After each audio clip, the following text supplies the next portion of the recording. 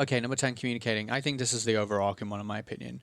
Everything that we produce, everything that we do is because of and for people, because of some communication that's come from somewhere that essentially results in us needing to do something, needing to take an action or do something. And if you can communicate things well, then the thing gets done quicker, better, more accurately. And so, yeah, I think it's super important.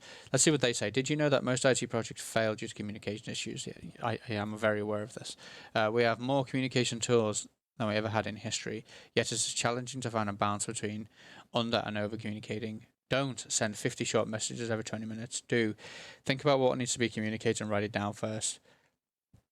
Excuse me, think what's best channel to communicate this, an email, if one-day response is fine, a call, if it requires a decision or screen share, or an instant message if it's critical or something that blocks you. I'd reverse them.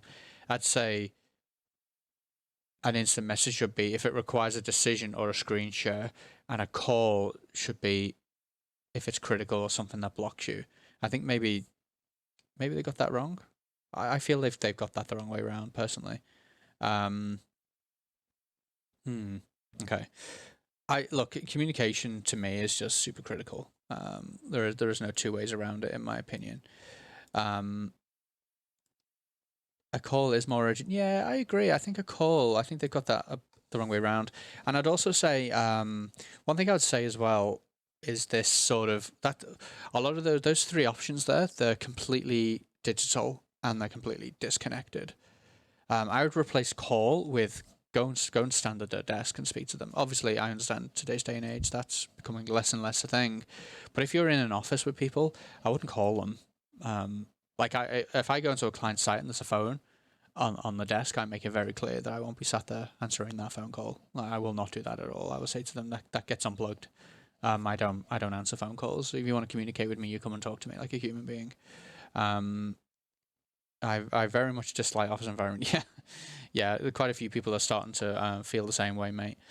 I think I would replace call with face-to-face, but overall, I do agree with this, that thinking about how you're going to communicate something, the medium you're going to use to communicate it, is definitely an important part of any organization and any IT project. Make sure you're getting out there and communicating ideas very clearly, very precisely. Think about what you're going to say. A good rule of thumb can be: should I send this email? So write the email, save it as a draft. This is especially true if someone within a project has done something that's pissed you off.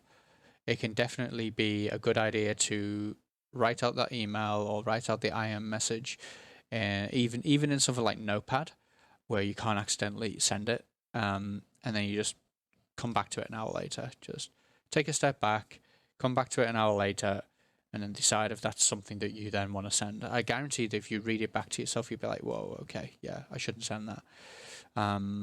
That was something that I learned at Rackspace. That was one of the skill sets that they taught at Rackspace was good communication, when to communicate, how to communicate, what to communicate, so on and so forth. So I personally think this should be at the top, the very, very top of the page. This should be number one, but yeah, I agree entirely. And the 50 short messages every 20 minutes. I guess it depends on the project and what you're doing, but yeah, I think more precise, better communication is definitely necessary.